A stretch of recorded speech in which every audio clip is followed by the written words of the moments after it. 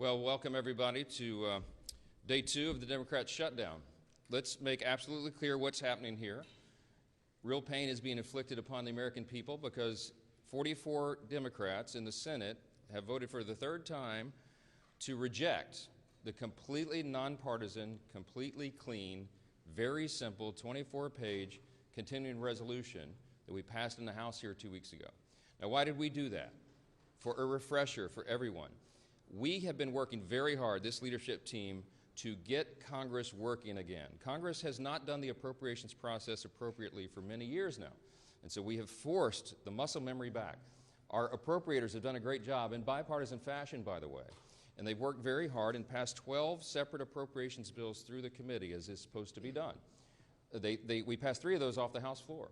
The Senate did its work. For the first time in years, the Senate passed 3 appropriations bills off the floor. Those bills don't match up exactly. So the way the system works, everybody remembers from civics, is that when the 2 chambers have bills that don't align perfectly, you put together a conference committee. That's been done. All of that work's been done very deliberately, very carefully, and as good stewards of taxpayer resources. The problem is we ran out of time because the end of the fiscal year is September 30th. So we did the logical, simple, good faith thing. Instead of loading up a continuing resolution to keep the lights on, to keep the government open so this process can continue, instead of loading it up with poison pills or gimmicks or tricks, we sent over a very simple continuing resolution that every single Democrat in the Senate has voted for in the past, just to keep the government open for the people, so that we could get to November 21st, 7 weeks, to allow more time for this process to play out. That is what happened. Now, the Democrats did something they've never done before. Chuck Schumer has led them all to vote against it. Everybody's been discussing this for the last few days. Why in the world would Chuck Schumer do a 180-degree turn? Because he said passionately, as recently as March of this year, on the same instrument, the same CR, that it would be reckless and irresponsible and dangerous to close down the federal government. Why did Chuck Schumer change his tune? Everybody knows that now. He's trying to avoid a challenge from his left flank in his next Senate re-election campaign. And he wants to avoid the scrutiny that he received for doing the right thing back in March because the far left and the base really went crazy on poor Chuck Schumer. And so he changed his tune. And now they're trying to pretend it's about something completely different. They have made a decision that they would rather give taxpayer-funded benefits to illegal aliens than to keep the doors open for the American people, to keep vital services, veteran services, health care and nutrition for women, infants, and children. They would rather not pay the troops and TSA agents and Border Patrol agents. They would rather stop services of FEMA in the middle of a hurricane season than to do the right thing for partisan political purposes. It is selfish, it is reprehensible, and it is exactly the opposite of what they have all said themselves in their own words very passionately every day until now. We've been playing the greatest hits loop here on a video right outside the Speaker's office for days. You've all seen it. Make them answer for that. Don't ask the Republicans what we should be doing or what we should be negotiating. I don't have anything to negotiate. I sent them in good faith exactly what they had voted for before. We did not put any Republican provisions in that, and we tried to make this very simple, in good faith, so the appropriations process of the people can continue. Now, there's been a lot of talk about, they say that we're making this up, this illegal aliens receiving taxpayer benefits. It's a talking point, they said. I want to remind you of a couple of key facts. Everybody can remember, I think, back to 2020. In the presidential debate for all the candidates on the Democrat side, you might remember famously they were asked the question, raise your hand, they said on the stage, if you believe that illegal aliens should receive health care paid for by American taxpayers. Every single one of them raised their hand, to great applause in the audience from the Democrats who were there. Those hands included Joe Biden and Kamala Harris. Now, what did they do? Did they follow through on that promise? Yeah. They absolutely did. Joe Biden used executive orders, and he expanded benefits, health care, to illegal aliens in his 4-year term. That was an outrageous violation of the existing federal law and of the principles of good stewardship. Those resources are not meant for people who break the law and come into our country. They're meant for U.S. citizens. And so they watered down these health programs. It was terribly dangerous. So we got the majority. President Trump has returned to the Oval Office with a mandate of 75 million Americans as a big popular vote win. The House Republicans received our largest popular vote total in the history of this institution. Republicans went immediately to work. And we passed the one big beautiful bill, the Working Families Tax Cut, and we fulfilled all the promises that we made. One of the key promises that we made, because you all know that the open border was probably the #1 issue in the election cycle, was that we would end that madness. We would cut off resources, hard-earned taxpayer dollars by American citizens not going to reward people for breaking our law and coming over the border. And we did that. The one big beautiful bill, the Working Families Tax Cut, included a huge provision. A big chunk of that bill was the health provisions. Now, why are we saying that they want to return and restore taxpayer-funded benefits to illegal aliens? Because that's exactly what they did. When they rejected the clean CR that we sent over, the Senate Democrats, Chuck Schumer, filed a counter-proposal. Now, what was in that counter-proposal? You can see it for yourselves. In fact, if you're watching at home, go to my website right now, speaker.gov. Go to the press releases tab, and you'll see it. It's listed right there. Just click on it. I'd like you to turn in your hymnals to page 57, okay? Section 2141. It is there in black letter. They filed this. This is not a talking point. This is what they proposed. They wanted to add, instead of the clean CR that keeps the government open for 7 more weeks to allow us to finish the work, they proposed a wild list of partisan priorities.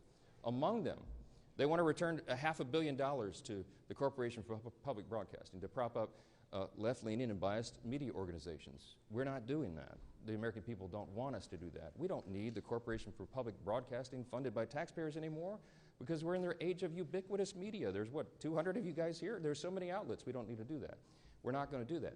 They wanted to cut, in the Democrats' counter-proposal, I want you to read it for yourself, speaker.gov. Go there and check it out. They want to remove the rural hospital fund that Republicans fought so hard to put into the one big beautiful bill. We set $50 billion aside to take care of rural hospitals. Why would Chuck Schumer want to get rid of that?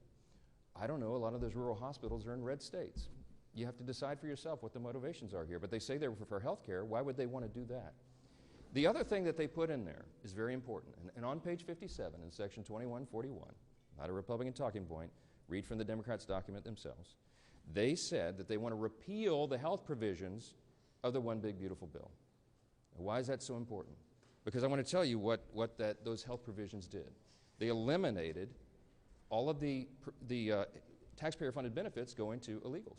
There was an amendment that was sent over to the Senate to ensure that illegals would not be getting health care paid for by taxpayer dollars. Illegal aliens, okay? 43 of the 47 Senate Democrats voted against that. This is just a few months ago. The bill was signed into law July 4th, and we cut all of that out. Let me tell you what some of those things are.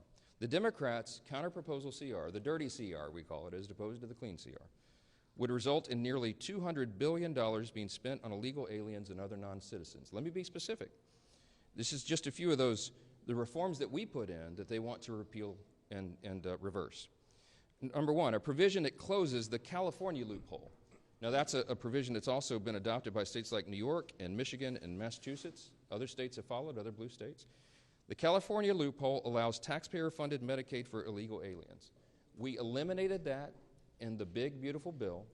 Their counter-offer is to repeal and reverse that. That would cost $34 billion of U.S. taxpayer funds.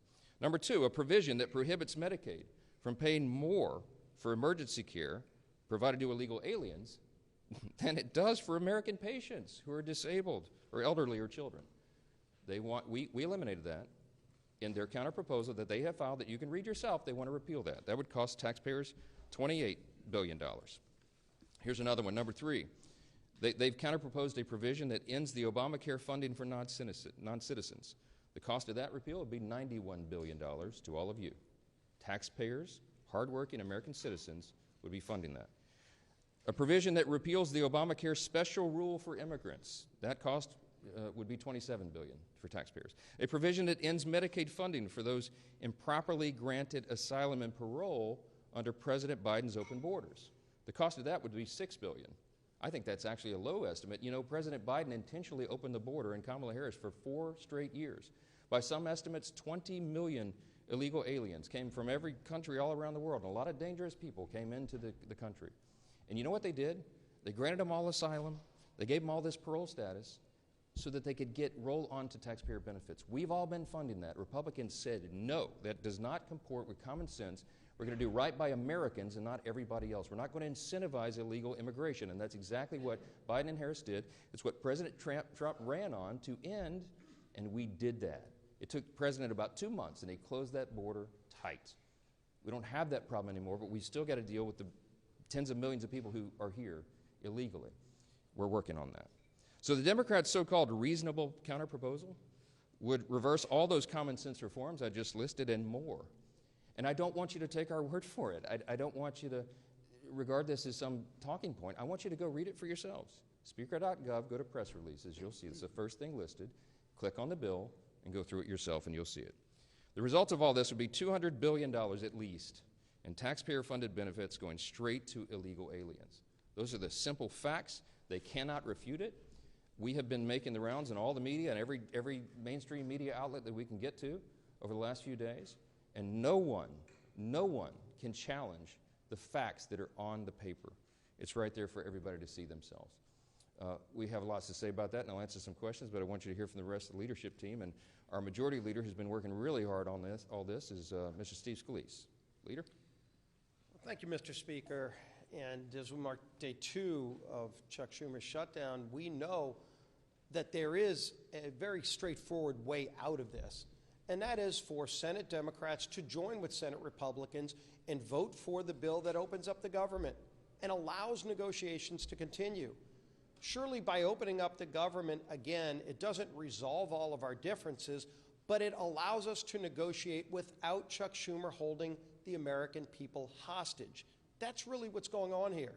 You know, we had a vote on this House floor 2 weeks ago, and 99% of House Democrats voted to shut the government down. Led by their leader, Hakeem Jeffries, whipped their members to vote to shut the government down.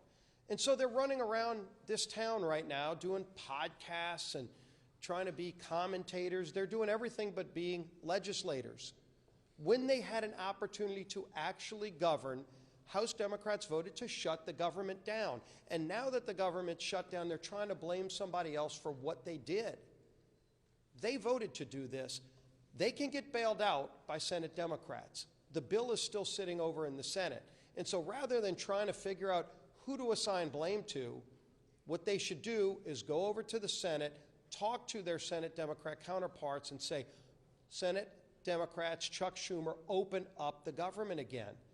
And then let's have a negotiation over our differences. President Trump, you saw Vice President Vance as well saying, we will negotiate, but not while you're holding hostages of the American people.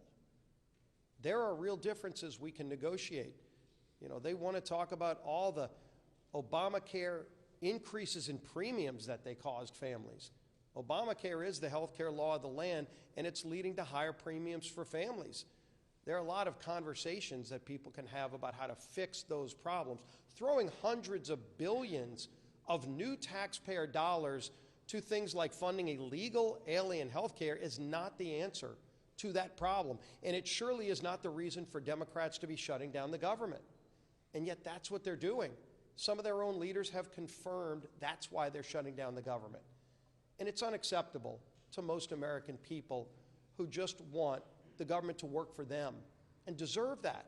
And we had a vote on the House floor. You can go look at that vote and see that over 99% of Democrats voted to shut the government down. It's a real vote that we held, and that bill is still sitting in the Senate. We stand ready to negotiate on a lot of differences. We are in a conference committee right now on 3 of the appropriations bills, and Tom Cole and his appropriators have passed all 12 of the bills out of committee. John Thune, to his credit, changed course from the old days of Chuck Schumer when Chuck Schumer ran the Senate and didn't bring any of the appropriations bills out of committee. They're now moving those bills in the Senate, and so we can have a broader negotiation on how to properly fund government, how to properly set priorities over funding government, which, by the way, shouldn't be complicated. It's what every family does sitting around their kitchen table. They figure out how to properly budget their households. Businesses do this all the time. A small business, whether it's good times or bad, has to sit down and figure out how to make the budget work. Washington needs to do the same thing. And that means House Democrats and Senate Democrats need to stop holding temper tantrums, stop making $1.5 trillion demands for illegal alien funding, and vote to open up the government, release the hostages, and let's go get back to a negotiation over what the priorities of this country really should be. President Trump has proven he's ready to negotiate again. He brought all the leaders to the White House just a few days ago. He stands ready to resolve this, but the ball's in Chuck Schumer's hands right now. He has chosen to shut down the government, and he can't articulate any real reason except that they want to take things like $50 billion away from rural hospitals to fund health care for illegals. And the Speaker laid it out incredibly clearly. It's not some hypothetical. Chuck Schumer filed an alternative government funding bill, and it includes getting rid of all the verifications on things like making sure illegals can't get those taxpayer-funded benefits. They want illegals to get free health care benefits, and they're willing to shut the government down to do it. That's not where the country is. It's surely not why we should be here right now. But we stand ready to work. We've done our job in the House. It's time for the Senate to do their job and end this madness. Keeping our members tied together, united, focused on what we need to do is our whip. Tom Emmer.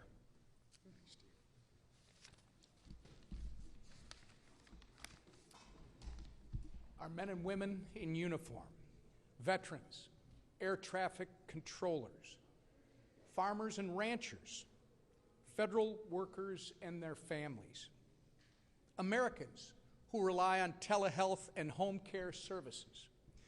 These are just a few of the victims of the Chuck Schumer Democrat shutdown. All because Chuck Schumer and Hakeem Jeffries care more about appeasing the radical members of their party than working in good faith to keep the government open. They are trying valiantly to claim that they are doing it to fight for Americans' health care. But their $1.5 trillion wish list, which slashes funding for rural health care, as you've heard from both the Speaker and the Majority Leader, while giving taxpayer-funded health care to illegal aliens, tells a much different story. The American people see their political charade for what it is. The good news is Democrats still have time to do the right and reasonable thing. Because Republicans have done our job, there is a clean, nonpartisan, continuing resolution ready in the Senate to send to President Trump's desk right now. The question is, how long? How long will Democrats hold the American people hostage to play their political games? I hope they come to their senses soon. Until then, we're going to force them to go on the record about their self-inflicted shutdown every single day. And the consequences will be theirs to own, and only theirs. With that, I'll turn it over to our conference chair, Lisa McClain.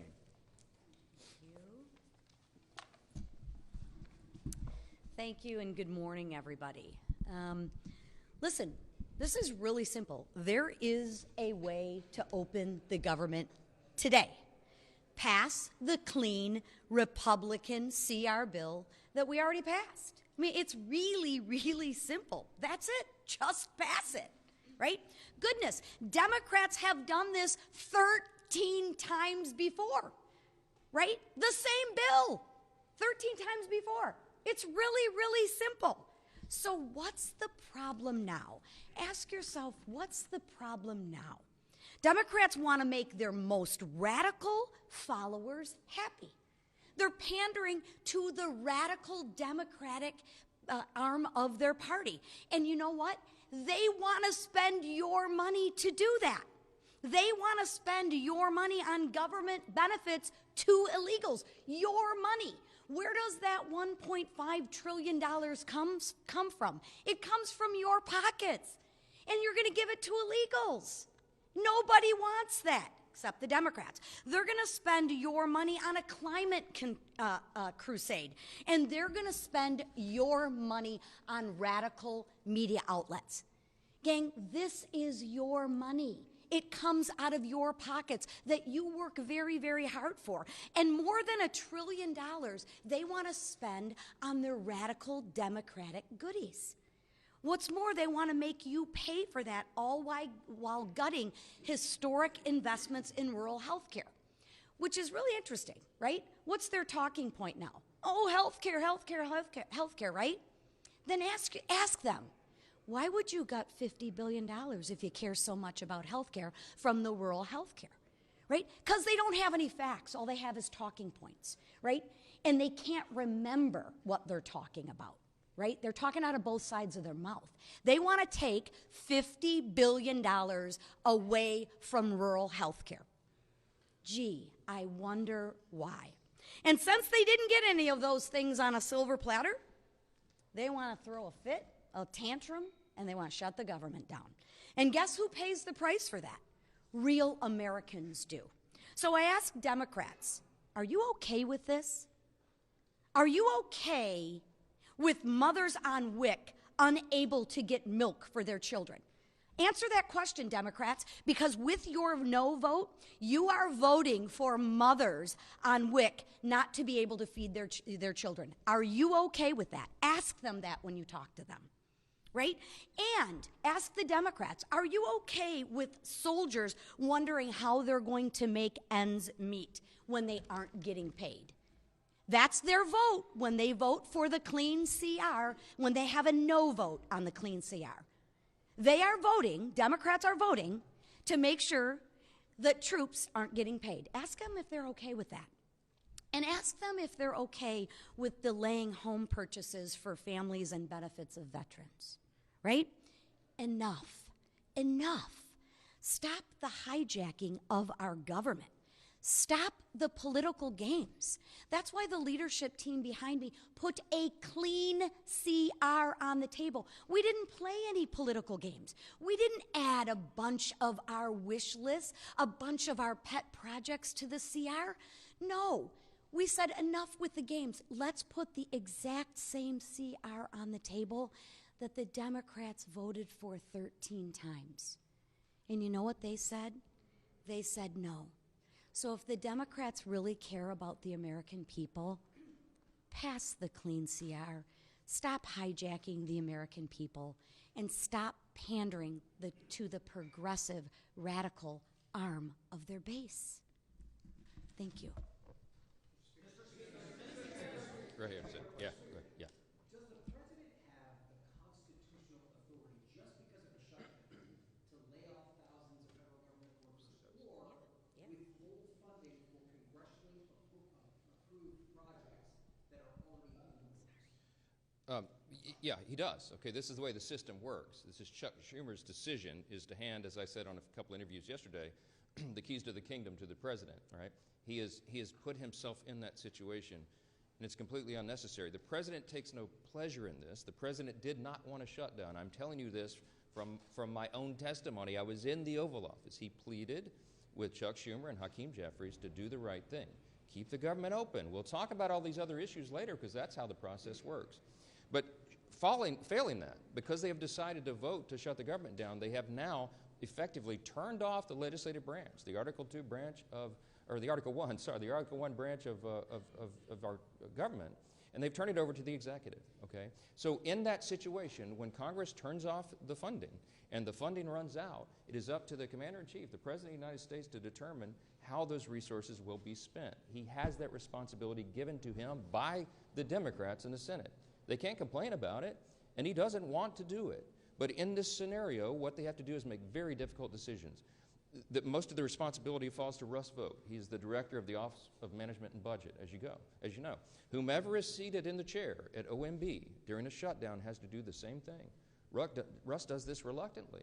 We had a 45-minute telephone conference with him yesterday. He talked to all the House Republicans. He takes no pleasure in this because Russ has to sit down and decide, because he's in charge of that office, which policies, personnel, and which programs are essential and which are not. That is not a fun task, and he is not enjoying that responsibility. And it could end today if the Senate Democrats would come to their senses and do the right thing for the American people. But if they don't, and if they keep the government closed, it's going to get more and more painful because the resources run out and more things have to be reduced and eliminated. Now, when he sits down as the director of OMB, he will obviously have a subjective determination on the priorities. And what do you think he would do? Because what would any OMB director do under any president? They're going to look to see for the administration's priorities first and ensure that those are funded. And so those are some very serious determinations that have to be made. We want to protect hardworking federal workers. And these are people who protect all the rest of us, by the way. We mentioned TSA agents, Border Patrol agents. Our troops, the military, are not being paid, and so they're inflicting hardship on people for no reason. Is it constitutional? Is it lawful? Is it part of our system? Of course it is. It always has been. And the Democrats are the ones who have decided to inflict the pain, not the president. Back row, back row. You all have shared polling showing the American public is on your side of this. I'm wondering if those layoffs happen in mass, thousands of federal workers are eventually cut from their jobs and programs. Do you worry you're going to sort of lose the support of the public in that scenario? No, I mean, look, the reason that we're talking with you so plainly today is to explain to every single American citizen why this is happening. How in the world could they blame the people here who have done our job and sent over a clean CR to keep the lights on? There is no gimmick. People say, why aren't you negotiating with Schumer and Jeffries? Because I quite literally have nothing to negotiate. There's nothing I can pull out of the bill that was a Republican priority to say, oh, we won't do that. Why don't you guys vote for it now? I don't have anything. I didn't put anything in it to send it over. I'm stunned. I'm stunned that they have decided to shut the government down and hurt people. It is on them 100%. The New York Times poll that was put on the Senate floor yesterday, I think it was, day before, they pointed out to Chuck Schumer, who's from New York, of course, that the New York Times, clearly not a right-leaning organization, publication, has found that 65% of respondents said, please, Democrats, don't shut the government down because you don't get what you want. Many of them remember in New York, of course, what Chuck Schumer and AOC and all the rest. AOC literally said that on the House floor several months back. She said, it's not normal to shut the government down just because you don't get what you want. Well, what changed? What changed? It's on them and not us. Yes, ma'am. Yeah. We've learned that the Senate obviously may take up your bill again, but if it fails, we've been told it's possible senators could go home for the weekend. They won't hold any votes until Monday. Do you think the Senate needs to stay? Of course they do. Of course they do. And the House is coming back next week, hoping that they will be sending us something to work on, that we can get back to work and do the people's business. They're anxious to come back, but the Senate Democrats, 44 of them, all the pressure should be on the 44 Democrats who are dug in to try to pander to the far left corner of their base. That's what this is. How important is it to appeal to the radical left of your base and hurt Americans? Because if they drag this on through the weekend, more and more people will be hurt. I want you to think about, I come from a big military district, okay? Louisiana's 4th Congressional District is home to Barksdale Air Force Base and the command of Global Strike. The Global Strike Command is in my district. In the south part of my district, we have Fort Polk and the Joint Readiness Training Center. I have lots of active duty military and lots of veterans. I want you to think about the young airman or the young soldier who's deployed right now, defending our freedom and all of us in America's interest. And they've left, I think of this one particular family. This gentleman is deployed. He's got a young wife at home, and they have 3 small children under the age of 6. She's not going to get a paycheck as long as Chuck Schumer's playing political games up here. They don't have a big, I know this family well, they don't have a large tranche of savings, okay? This is going to be a serious hardship. She won't be able to make the car note. She won't be able to maybe pay for groceries for the kids because Chuck Schumer's up here playing games to pander to the far left of his space. It's outrageous. Real people are getting hurt. Veterans are not getting health care services. We have suicide prevention programs, okay, that will not be funded because of this. This is not a game. FEMA services, if your flood insurance lapsed right now and you need to renew it, you can't do that right now. We have hurricanes off the coast of the United States right now. If you buy a home and flood insurance is required, which is in so many places around the country, you can't close on your home right now because Chuck Schumer and 43 friends in the Democrat friends in the Senate are making a game out of this. It is ridiculous. It is irresponsible and dangerous. We'll come in at any hour, at any day to get the job done, but they won't. Yes. Senator Chuck Grassley had said there could be $27 billion in AC subsidies fraud. I know congressional Republicans have been looking at this issue of the Obamacare tax subsidies with those estimates. Do you have any concerns about that? And also, Susan B. Anthony, Pro-Life America, and 88 total pro-life organizations have said they are concerned that the Hyde Amendment is being averted with those Obamacare subsidies and that people are getting elective abortions through that program. So are conservatives concerned about this? Conservatives are very concerned about the subsidies. Not only that, but they're subsidizing not American citizens, they're subsidizing insurance companies with that, which has driven premiums up. It's got lots of problems, okay? I was in the Oval Office with the President, with Leader Thune, Leader Jeffries, and Leader Schumer a few days ago. And Leader Thune rightfully said to Chuck Schumer, that is a red herring in this, and you all know it. That is the subsidies that you're referring to don't expire until December 31st. We're at the end of September. You're trying to take a December policy issue and insert it into this discussion about whether we're going to keep government operating for the people. That is a ploy. They've done that simply so that they can show a fight against Trump and Republicans. Let me tell you what that is all about. There'll be lots of thoughtful discussion, deliberation, and debate about that because there's lots of opinions and it needs major reform. Leader Thune told Leader Schumer very clearly in front of the President, before that's even considered, you have to take on real reforms to address those issues. And they demonstrated right there in front of the President. He saw it for himself. That's not a simple issue. That's going to take weeks to deliberate and discuss and debate. But that's the beauty of the process. We have 3 months to do that. That is not an issue for today. Today, the only issue is whether they're going to vote to keep the government operating for the people. Clear, plain and simple. Yes, sir. Mr. Speaker. Democrats want to not only have health insurance for illegals, but some of your Democratic colleagues over in the Senate are also talking about DEI programs that Democrats want to bring back. Can you elaborate on that? Yes, there's all sorts of. Remember, we sent over a 24-page clean CR. They sent over this thing that you'll have to see on my website to believe it yourself. But it's all chock full of all sorts of crazy things that they want to restore, and DEI has always been one of their big priorities. They want to spend $1.5 trillion new dollars of spending is what they're demanding to keep the lights on around here. It's absurd, and they should know it. They're all wrapped around the axle about these woke progressive programs being ended, but that's what the election was about. That woke progressive stuff is what the American people rejected. Some of our Democrat colleagues here are doubling, tripling down on it. Good luck with that. Good luck with that for the midterm election. Today, the White House with Mr. Vogt, the president posted on Truth Social this morning that the meeting is to determine which of the Democrat agencies they recommend to be cut. This is in addition to the money for New York, for the transit funding being cut, and in addition to blue states seeing their energy funding cut. Two questions on this. I mean, do you think this is political targeting? Is that appropriate? And then in addition, HUD had on its agency webpage blaming radical Democrats for this. Is that an appropriate use of taxpayer money being overtly political? It's something we haven't seen before. I think what the HUD website says is the objective truth that we're telling you right now. There are 44 Democrats in the Senate, and by the way, every Democrat in the House except one who voted to shut the government down. They are the ones that made that decision. The White House and the executive branch take no pleasure in this. But when they are tasked with determining what the priorities are, obviously they're going to follow their principles and priorities and not the other team. That's the results of an election that everybody voted in, the popular election and electoral college. I am.